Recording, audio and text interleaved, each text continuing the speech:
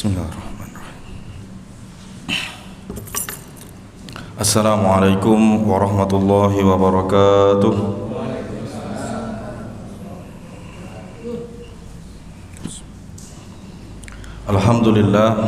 Alhamdulillahilladzi arsala rasulahu ila kafatin nas wa anzala ma'ahul kitaba liyufarriqa bihi bainal haqqi wal batil wa yufarriqa bihi bainal ma'rufi wal munkar wa hadana ila siratihil mustaqim wa asyhadu an la ilaha illallah wahdahu la syarika lah wa anna muhammadan abduhu wa rasuluhu la nabiyya wa la rasula ba'dah. Allahumma salli wa sallim ala sayyidina Muhammadin wa ala alihi wa sahbihi wa sallim ajma'in, amma ba'd. Mari kita buka kajian pada malam hari ini dengan membaca basmalah. Bismillahirrahmanirrahim. Alhamdulillah, puji syukur kehadirat Allah Subhanahu wa taala atas limpahan rahmat, nikmat, karunia yang masih tercurahkan kepada kita sehingga kita masih bisa melaksanakan perintah Allah, menjalankan kewajiban kita sebagai hamba, yakni salat maghrib secara berjamaah, kemudian dilanjutkan dengan kajian rutin yang mudah-mudahan amaliyah kita ini dicatat oleh Allah Subhanahu wa taala sebagai amal soleh yang pahalanya bisa menyelamatkan kita fid dunya wal akhirah. Amin ya rabbal alamin. Salawat serta salam marilah kita haturkan kepada junjungan kita Nabi besar Muhammad sallallahu alaihi wasallam, kepada keluarganya, para sahabatnya serta para pengikutnya sampai akhir zaman. Hadirin jamaah rahimakumullah, dan tak lupa pula ini momentumnya kita masih di bulan Syawal ya. Saya pribadi mengucapkan taqabbalallahu minna wa minkum wa kullu amin antum fi khair wa ja'alallahu lana minal a'idin wal faizin wal maqbulin. Semoga Allah Subhanahu wa taala menerima ibadah yang kita laksanakan selama di bulan suci Ramadan kemarin dan menjadikan kita pribadi yang diampuni dosa-dosanya yang telah lalu, dikembalikan ke fitrah dalam artian kembali suci sebagaimana bayi yang baru lahir, dan setiap salah hilaf secara pribadi, baik tutur kata yang kurang berkenan atau sikap yang mungkin juga kurang berkenan, saya mohon maaf yang sebesar-besarnya. Hadirin jamaah rahimakumullah, kita akan melanjutkan kajian kita setelah libur lumayan 1 bulan.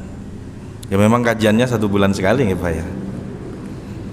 Libur selama bulan suci Ramadan digantikan dengan kultum Ramadan selama 1 bulan penuh, dan sekarang kita berada di bulan Syawal.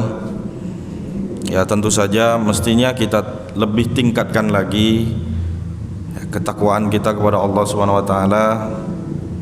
Di antara upaya yang kita lakukan yakni ya tentu saja hadir di kajian-kajian ya, untuk menambah keimanan kita, mendekatkan diri kepada Allah Subhanahu wa taala. Hadirin jamaah rahimakumullah, terakhir kali kita membahas tentang hukum-hukum syariat berkenaan dengan al-muharramatu minan nisa, mahram-mahram ya, dari perempuan, ayat atau perempuan-perempuan yang merupakan mahram, yang merupakan anggota keluarga atau sanak famili yang haram untuk dinikahi. Ya, kemarin kita sudah kaji mulai dari surah An-Nisa ayat 19 sampai dengan 24. Dan kita terakhir kali itu kehabisan waktu ya, masih ingat saya betul. Kehabisan waktu, belum selesai, belum tuntas semua hukum-hukum ya, berkenaan dengan ayat-ayat itu tadi. Kalau tidak salah ingat, terakhir kita sampai di hukum ya, di sini itu hukum yang ketiga kalau nggak salah ya. Sedikit mengulas kembali ya, supaya tidak lupa. Al-hukmu tsalis ma hiya al-muharramatu allati arsyadat ilaiha al-ayatul karimah. Hukum yang ketiga, mahram yang dimaksudkan dalam ayat Al-Qur'an itu siapa saja. Nah, di sini disebutkan al-muharramatu allati yahrumuz zawaj bihinna salah satu anwa'in wa hunna kal'ati. Mahram yang haram untuk dinikah itu ada 3 jenis. Yang pertama al-muharramatu bin nasbi, mahram sebab nasab. Yang kedua muharramatu bir radha', mahram sebab persusuan. Kemudian yang ketiga muharramatu bil musaharah, mahram sebab ikatan pernikahan. Adapun yang pertama mahram sebab nasab itu diantaranya yang pertama al-ummahat, ibu. Di sini menggunakan bentuk jamak, segala ya, semua ibu, berarti ibu ke atas, ibu kita sendiri, nenek, ibunya nenek dan seterusnya, itu disebut ummahat, haram dinikah. Kemudian al-banat, anak perempuan. Anak perempuan ini juga turun ke bawah. Anak perempuannya anak perempuan, cucu berarti ya. Anaknya cucu dan seterusnya. Ini masuk kategori banat yang haram untuk dinikah. Kemudian yang berikutnya al-akhawat, saudari perempuan, saudari kandung, saudari seayah. Kemudian al-amat, amat bibik dari bapak. Bebek dari bapak, tante, saudaranya ayah kandung, saudari perempuannya ayah kandung. Kemudian kholat, kholat bebek dari ibu, saudari perempuannya ibu. Ini masuk kategori mahram sebab nasab. Kemudian berikutnya banatul anak perempuan saudara laki-laki, atau kita menyebutnya ponakan. Paman diharamkan menikahi ponakannya. Kemudian yang terakhir bintul ukhti, anak perempuannya saudari perempuan, ponakan dari saudari perempuan.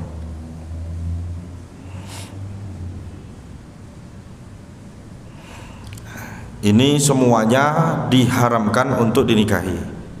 Adapun dari keluarga yang terdekat yang masih bisa dinikah, yang sudah bukan mahram, sudah ajnabi, orang di luar, itu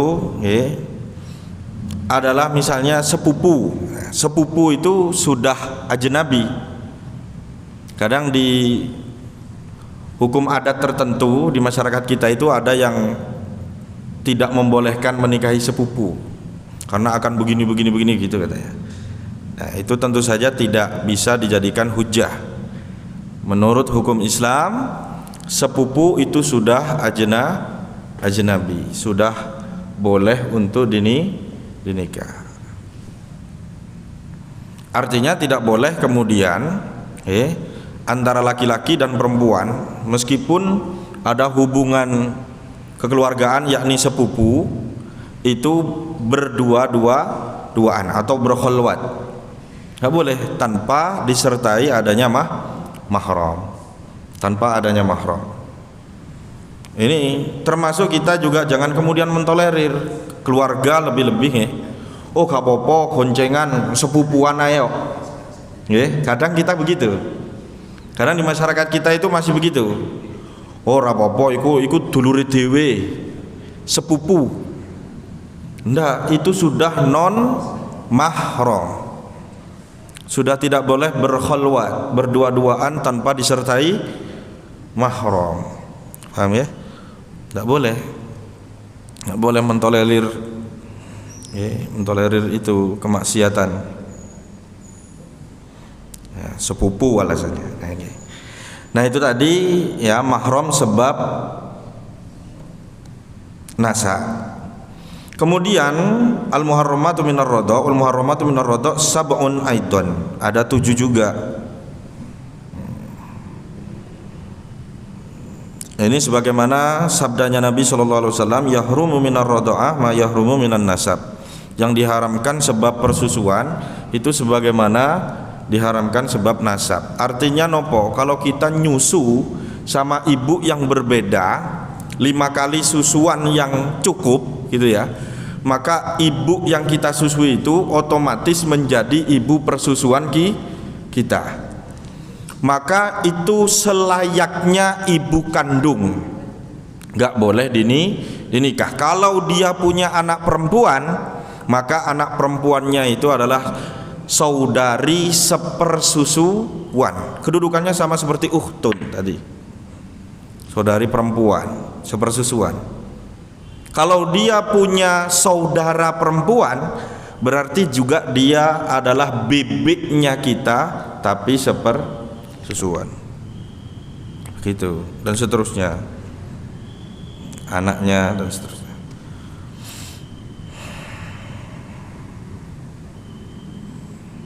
Dan ini zaman sekarang ini sudah, ini perlu kehati-hatian nggih. Kadang ya sekarang niku ada apa nggih? Ada donor susu misalnya, ada donor susu, ada lembaga yang mengumpulkan susu-susu yang diperuntukkan untuk bayi-bayi terlantar biasanya gitu. Ada donor ASI sekarang nih. Nah, ini harus terdeteksi dengan pasti. Bukannya tidak boleh, tapi harus betul-betul ini ASI-nya siapa.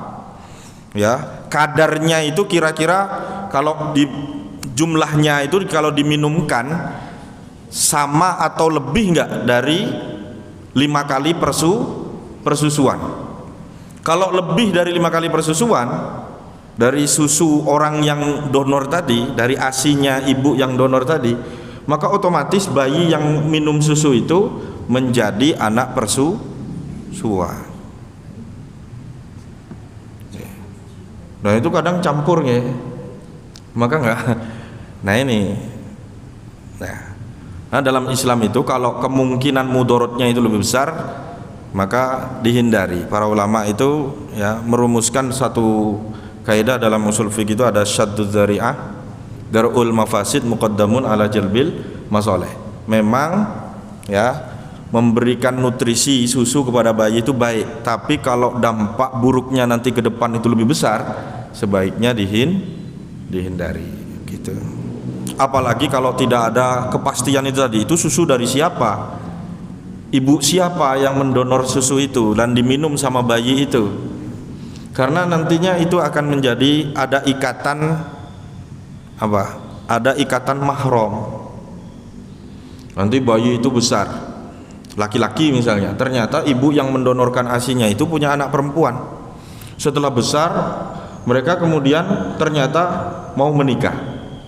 Nah, ini tanpa diketahui, ya menjadi masalah nanti. Ternyata itu saudara sepersusuan. Maka ketika kemudian diketahui dia adalah saudara sepersusuan, tidak boleh dilanjutkan hubungannya itu sampai jenjang pernikahan, karena haram hukumnya menikahi saudara sepersusuan. Nah, ini kalau misalnya diantara kita ada yang kemudian merawat bayi, ya maka perlu diperhatikan.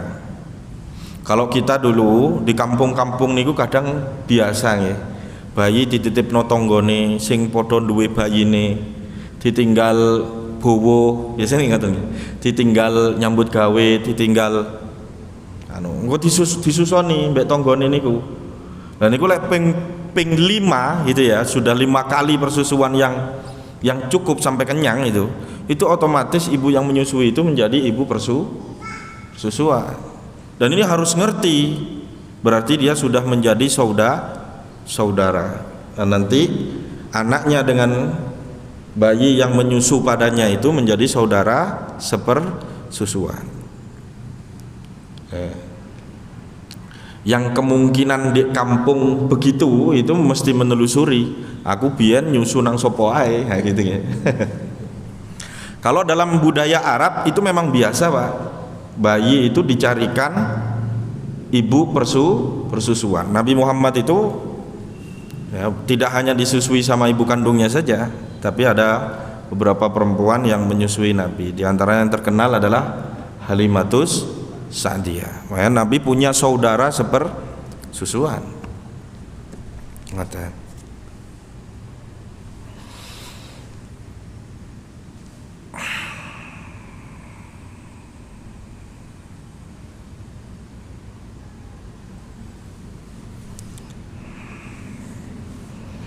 Oh, di sini keterangannya wal ayatul karimah lam tadhkuru minal muharramati birrada siwa al ummahat wal akhawat wal ummu aslun wal ukhtun far'un.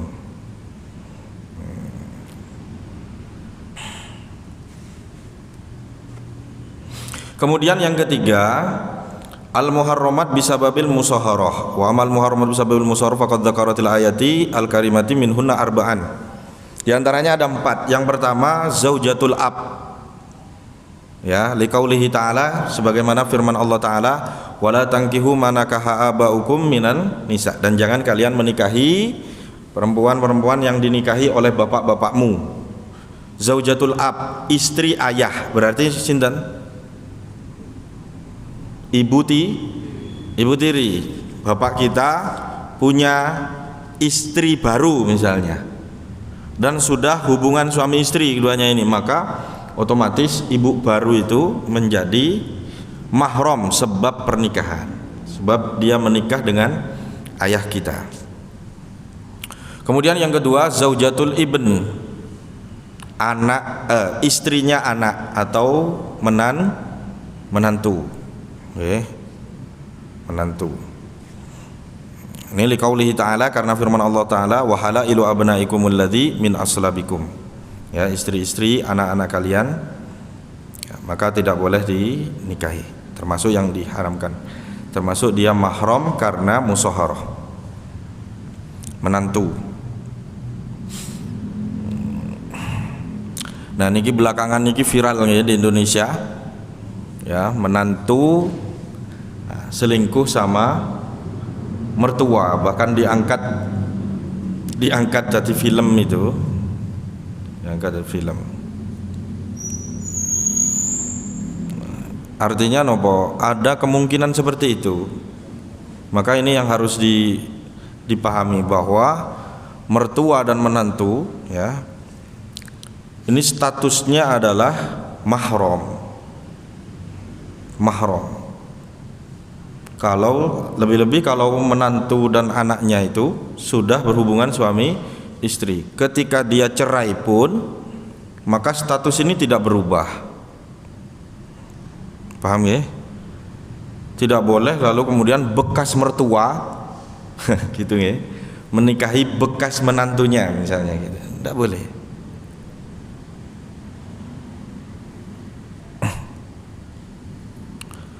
Kemudian yang berikutnya bintus zaujah, ya, misalnya panjenengan bapak-bapak niki misalnya, ya, menikahi janda, dan janda itu punya anak perempuan, ya, dan jenengan sudah duhul, dalam artian sudah hubungan suami istri dengan istri baru panjenengan, nah, maka status anaknya dia itu menjadi anak tiri dan otomatis menjadi mahram sebab pernikahan.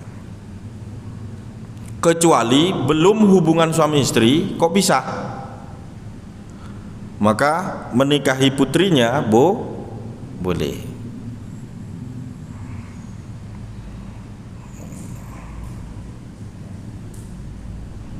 Warabaikumul lati fi hujurikum min nisaikum allati dakhaltum bihinna. Nah, kalimatnya di ayat itu allati dakhaltum bihinna, yang kalian sudah hubungan suami istri dengan mereka. Fa illam takunu dakhaltum bihinna fala junaha alaikum, kata Allah. Tapi kalau kamu enggak sampai hubungan suami istri, akad isuk bengine mati misalnya, rondone niku, terus ninggal anak perempuan, ya, yang cukup umur untuk dinikahi, nah maka menikahi anak perempuannya itu boleh, karena dia belum hubungan suami istri, kata Allah. Kalau sudah hubungan suami istri, maka sudah resmi dan sah anaknya itu menjadi mahram sebab pernikahan. sudah tidak boleh dinikahi.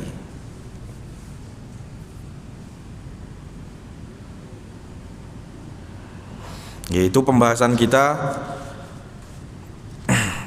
yang lalu. Kemudian berikutnya juga kita membahas waktu itu al-muharramatu hurmatun muqattah, ya, yang haram dinikahi tapi sementara haram dinikahi. Yang pertama, ya, kata Allah di surah Nisa ayat 23 itu, wa antajma'u bainal ukhtain, mengumpulkan dua saudara kembar, misalnya perempuannya kembar, dinikahi rantus dua-duanya, itu nggak boleh. Dinikahi dua-duanya. Dan ini tidak hanya berlaku bagi saudara seperti kembar begitu, tapi juga berlaku di sini disebutkan al-jam'u bainal mar'ah wa ammatuha, misalnya menikahi istri sekaligus bebeknya. Paham ya? Ini juga sama konteksnya, yaitu apa? Tajma'u bainal ukhtain, mengumpulkan dua saudara, ya, dijadikan istri. Gak boleh. Bolehnya gimana? Nah, maksudnya sementara bagaimana? Sementara itu nanti pada waktunya akan menjadi boleh. Ketika apa? Ketika meninggal atau cerai. Nikah karo mbake misalnya, terus 2 tahun pernikahan, mbaknya meninggal, maka turun guling nang adiknya itu boleh. Atau cerai dengan mbaknya, terus turun guling nang adiknya itu boleh.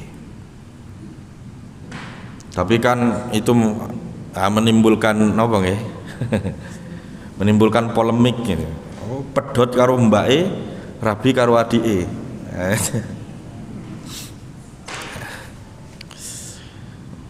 Tapi secara hukum itu boleh. Nah, itu maksudnya larangannya napa sementara. Kemudian itu dalil-dalilnya nanti ada riwayat Imam Bukhari, misalnya naha ayyajma'a bainal mar'ah wa ammatuha wa bainal mar'ah wa khalatiha, misalnya Nabi melarang menikahi perempuan sekaligus sama bebeknya, sekaligus sama kholahnya, bebek dari ibunya. Kemudian yang kedua, zaujatul ghair au mu'taddah. Yang kedua, istri orang. Ini istri orang gak boleh dinikah kecuali dia sudah bercerai dengan suaminya. Cerai dengan suaminya pun diperhatikan masih di masa iddah atau tidak. Termasuk istri orang itu al-mu'taddah, perempuan yang masih di masa iddah, nggak boleh dinikahi. Jangankan dinikahi, dilamar saja tidak boleh. Termasuk bagian larangan secara pribadi bagi orang perempuan yang menjalankan masa iddah adalah tidak menerima pinangan, baik secara terang-terangan ataupun secara sembunyi-sembunyi, atau pakai WA misalnya, wis awakmu tenang ae, mari ngene sampean tak rabi yo. Ini nggak boleh nerima sian ketika di masa iddah. Ya, sementaranya ya ketika masih seperti itu, ya, ketika masih istri orang itu nggak boleh dinikah. Ya, ketika masih masa iddah, tunggu masa iddahnya selesai baru boleh dinikah.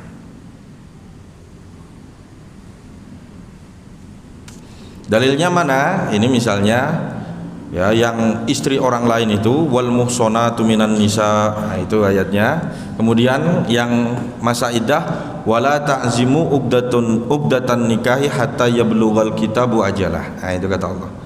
Jangan menetapkan akad nikah sampai selesai masa iddahnya, maknanya begitu. Nah, itu pembahasan kita pertemuan yang lalu. Sekarang kita masuk pada pembahasan Yang keempat, al-hukmur rabi, hal wati' ummi zaujah yuharrimu zaujiyah. Ya, misalnya ini ada kejadian. Ini juga dibahas oleh para ulama. Ada kejadian selingkuh dengan mertua. Apakah otomatis kemudian menjadi putus ikatan pernikahan dengan anaknya itu. Nah di sini ikhtilaful ulama fi zina bi ummi zaujati au banatuha hal yahrumu zaujiyah amla. Ya. Naik ke atas atau turun ke bawah. Sekarang itu zaman sudah edan, Pak.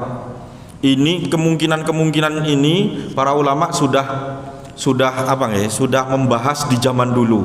Ya apa hukume lek engko ana wong selingkuh karo mertuane. Zaman itu mungkin ada ya, mungkin sepertinya kayaknya ndak. Tapi wis dibahas oleh ulama. Atau ya apa lek ana bapak selingkuh karo anake, anak kandung. Dan sekarang itu wis ada berita beberapa ya, ayah kandung itu ya, menggauli istri anaknya sendiri. Itu betapa bejatnya ya. Nah itu hukumnya gimana? Status hukumnya dengan hubungannya dengan istri sahnya itu. Nah maka di sini fadzahaba Abu Hanifah was-shahibani ilal qauli bitahrim. Kalau menurut mazhabnya Imam Abu Hanifah dan dua sahabatnya di sini disebutkan pendapatnya adalah menjadi haram, jadi pecah, jadi wa huwa qaulu Tsauri wal Auza'i. Ini pernyataannya Imam As-Tsauri dan Auza'i, wa Qatadah dan Imam Qatadah. Wa dhahaba Syafi'iyyu ilal qauli bi adamit tahrimi li'anna al-haram la yuharrimul halal. Nah ini yang kedua, menurut mazhab Syafi'i tetap tidak kemudian menjadi pisah dengan istrinya. Kenapa? Katanya beliau, ini kaidahnya, li'annal haram la yuharrimul halal. Sesuatu yang haram tidak kemudian mengharamkan yang halal. Nikahnya dengan istri aslinya itu kan halal. Terus dia melakukan perbuatan haram dengan berzina dengan mertuanya. Nah, itu perkara haram yang lain. Ini menurut mazhab Syafi'i, ini tidak bisa kemudian memisahkan yang halal.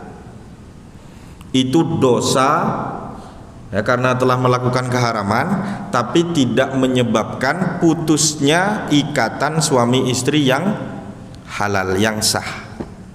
Ini menurut madhab Syafi'i. Wa huwa qaulul Lais wa Az-Zahri wa madhabu Malik rahimahullah. Wa hiya riwayatul Muwatta. Ini diriwayatkan dalam kitab Al-Muwatta, pendapatnya Imam Malik. Jadi Syafi'i dan Maliki dalam hal ini sama. Jadi selingkuh dengan mertua atau suami atau bapak ya menggauli anak kandungnya itu tidak menyebabkan haramnya hubungan suami istri dengan istri sahnya ya, itu. Ini menurut mazhab Syafi'i. Kalau Abu Hanifah haram tadi. Wasababul khilaf huwa ikhtilafahum fi lafdhin nikahi hal huwa haqiqatun fil wad'i am fil aqdi. Faman qala innal muradu bihi fil ayatil wad'i harrama min wad'i walau bizina. Wa man qala innal murad bihi al aqdu lam yahrum az-zina. Sebab perselisihan antara dua ulama yang berbeda ini itu dikarenakan pemahaman hakikat ya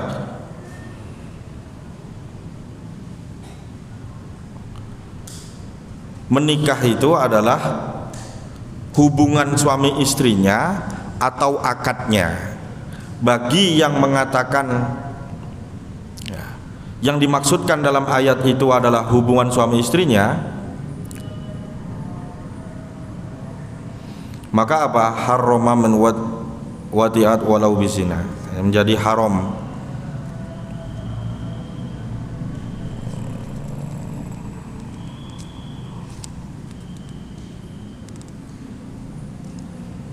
Kayak begitu.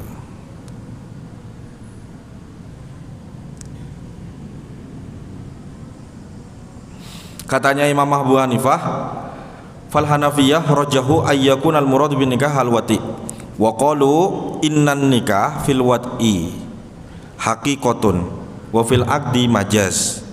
Itu ya. Jadi nikah, hakikat nikah itu ya hubungan suami istrinya itu.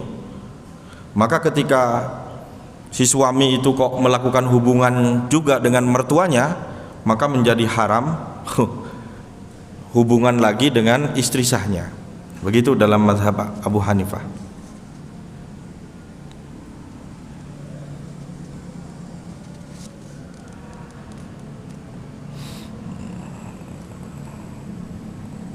Sedangkan Syafi'iyah mengatakan nikah itu ya akad.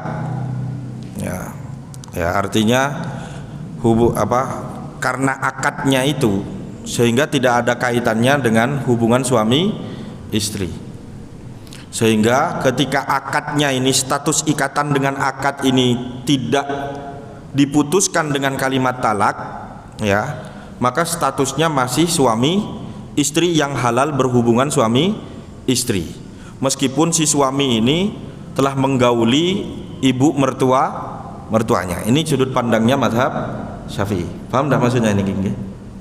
Jadi nikah itu kalau mazhab Abu Hanifah bukan sekedar akad. Akad itu hanya majas gitu ya, hanya sarana gitu ya untuk bisa wati hubungan suami istri. Sehingga ketika kemudian suami itu selingkuh, apalagi lebih-lebih selingkuh dengan ibu istrinya atau anak istrinya, itu menjadi haram lagi hubungan dengan istrinya. Ini katanya mazhab Abu Hanifah. Sedangkan menurut Imam Syafi'i, nikah itu hakikatnya ya akad itu, karena akad itulah yang kemudian menghalalkan hubungan suami istri. Oke. Jadi bukan karena hubungan suami istrinya ya kemudian akad itu menjadi rusak. Akad itu tetap tidak rusak karena suami selingkuh atau apalagi hubungan suami istri dengan ibu mertuanya. Itu sudut pandangnya mazhab Syafi'iyah.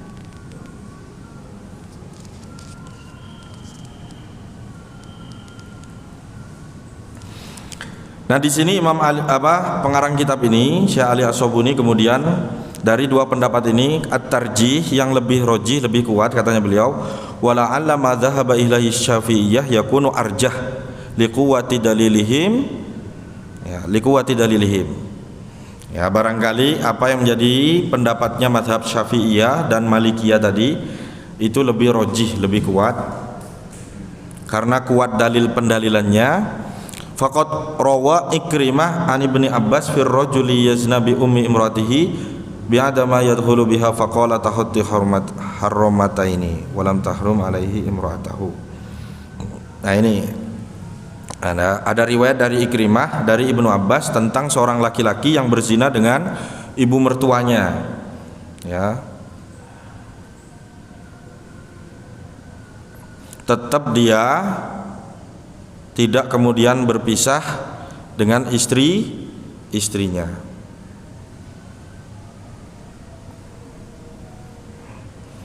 Warawa annahu qol, kemudian juga riwayat bahwasanya Ibnu Abbas itu kemudian beliau berkata, la yahrumul haram al halal.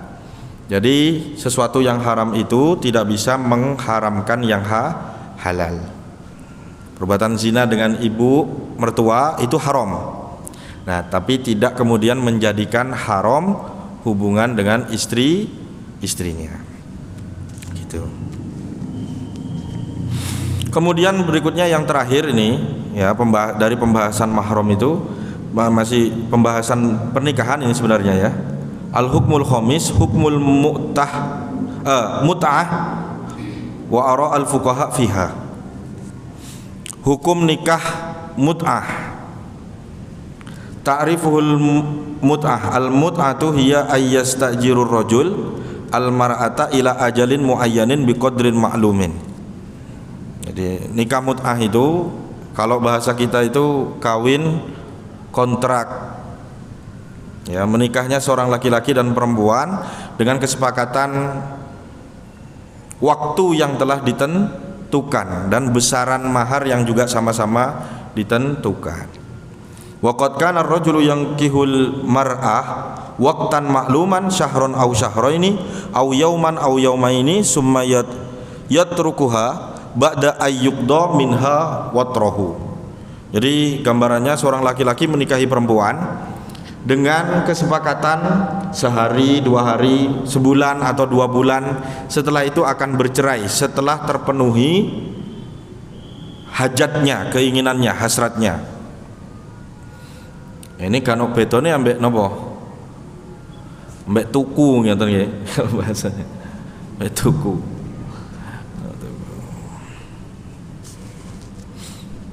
Jadi kalau setelah masa kesepakatannya habis, maka akan bercerai begitu. Ini mut'ah. Faharramat asy-syari'ata al-islamiyata dzalika. Maka syariat Islam mengharamkan yang demikian itu. Walam tabhu illan nikah ad-daim alladzi yaqsudu minhu ad-dawam wal istimrar. Ya, dan tidak boleh kecuali nikah itu memang diharuskan dengan tujuan ad-dawam, selama-lamanya. Tidak ada kata atau tidak ada keinginan untuk pisah. Yang namanya menikah itu memutuskan untuk menikah berarti untuk selama-lamanya. Meskipun nanti di perjalanannya wallahu a'lam apakah mampu bisa selama-lamanya atau tidak. Yang jelas sejak awal memang harus diniatkan yang namanya nikah itu adalah nikah yang dawam dan istimror, yang lama dan berulang, maksudnya seterusnya. Wa kullu nikahin ila ajalin fahuwa batil. Maka setiap nikah yang ditentukan batas waktunya maka hukumnya adalah batil, tidak diperkenankan dalam bentuk apapun nikah, tapi dengan syarat hanya sekian.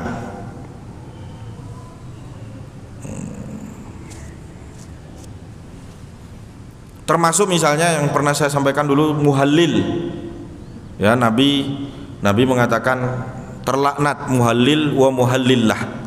Kan dalam perceraian itu kan ada 2 jenis ya, ada talak roj'i sama talak bain. Talak roj'i itu talak yang masih berkemungkinan untuk bisa kembali. Kalau bahasa kita itu talak 1, talak 2, talak 1 dan talak 2. Ini disebut talak roj'i. Nah, kalau sudah talak 3, ini namanya talak bain.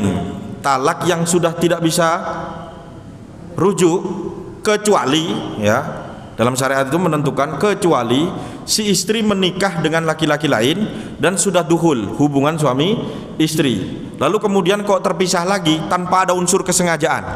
Nah, kalau ada unsur kesengajaan ini namanya muhallil. Orangnya disebut muhallillah. Sampean nikah karo mantan bojoku yo, tapi saulan ae. Ben mari ngono mantan bojoku iku iso balik nang aku. Soale biyen wis talak 3. Ini namanya muhallil, orang yang minta untuk dihalalkan dia, muhallillah. Dua-duanya ini sama-sama terlaknat. Nah, nikah muhallil ini juga haram dalam Islam, tidak diperkenankan. Paham nggih? Sama dengan nikah mut'ah. Dan ini saya kira sudah kita ketahui secara masyhur nggih. Dan ini pun adzan nggih. Nggih, barangkali niki yang bisa kita bahas pada pertemuan kali ini. Ada hal-hal yang didiskusikan, monggo sebelum adzan. Sampun nggih.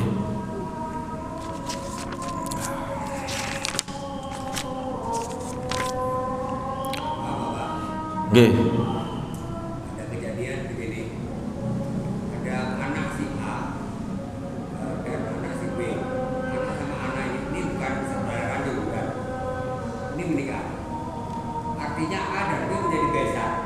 Ya. Setelah anak menikah, kemudian besannya menikah juga. Apa boleh besannya menikah?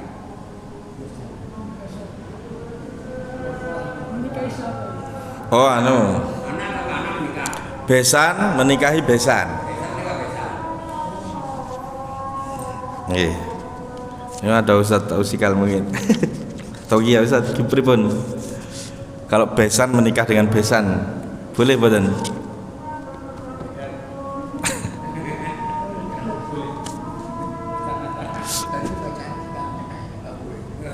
Napa?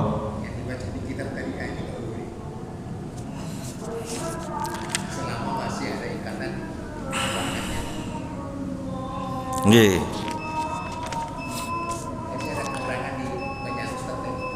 Yang keterangannya itu yang nggak boleh itu ibu tiri, ya menantu, mertua, anak tiri. Nah, kalau yang di sini dalam kitab ini tidak disebutkan itu, tidak ada itu. Besan menikahi besan. Nah, apakah boleh? Misalnya nih gini, bapak punya anak laki-laki, terus anaknya ini menikah dengan single parent juga tapi perempuan, ibu. Anaknya ketemu anaknya, bapaknya ketemu ibunya, boleh apa enggak? Selama ini di masyarakat kita boleh apa enggak? Ada ya, boleh. Nggih, memang itu di sini tidak disebutkan termasuk yang dilarang. Maka bisa jadi maka boleh. Coba nanti insya Allah kita gali lebih dalam lagi nggih. Tapi ya dari di antara pernikahan yang dilarang itu tidak termasuk yang disebutkan. Maka boleh menikahi besan. Kalau dari segi nasab tidak ketemu, dari segi pernikahan juga tidak ketemu, maka ya sejauh ini boleh. Sampai nanti kita temukan dalil khusus nggih, insyaallah nanti pertemuan yang akan datang. Nggih.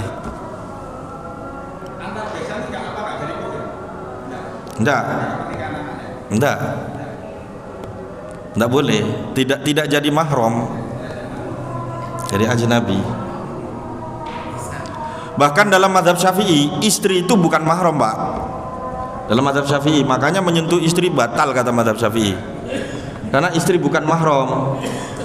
Karena kalau mahram enggak boleh dinikah. Istri itu ajnabiyah, makanya boleh dinikah.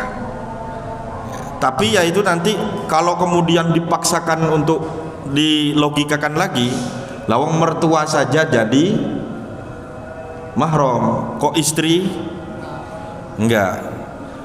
Ada dalil ya, tidak boleh perempuan keluar dari rumahnya 3 hari 3 malam tanpa mahram. Kan ngoten nggih.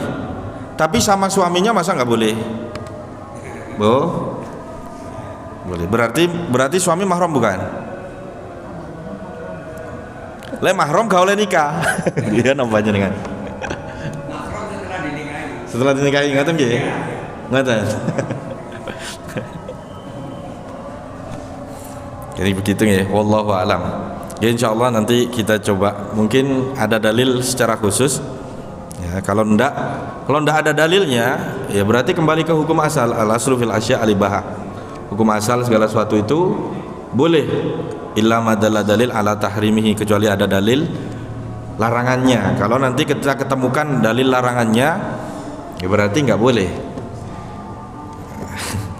Wallahu a'lam. Ngaten nggih. Ya barangkali demikian kajian kita pada malam hari ini, mudah-mudahan jadi tambahan ilmu yang bermanfaat. Kurang lebihnya mohon maaf. Kita akhiri dengan doa kafaratul majelis. Subhanakallahumma wa bihamdika asyhadu an la ilaha illa anta astaghfiruka wa atubu ilaik. Walhamdulillahirabbil alamin. Nasrun minallah fatun qaribun basyiril mu'minin. Assalamualaikum warahmatullahi wabarakatuh.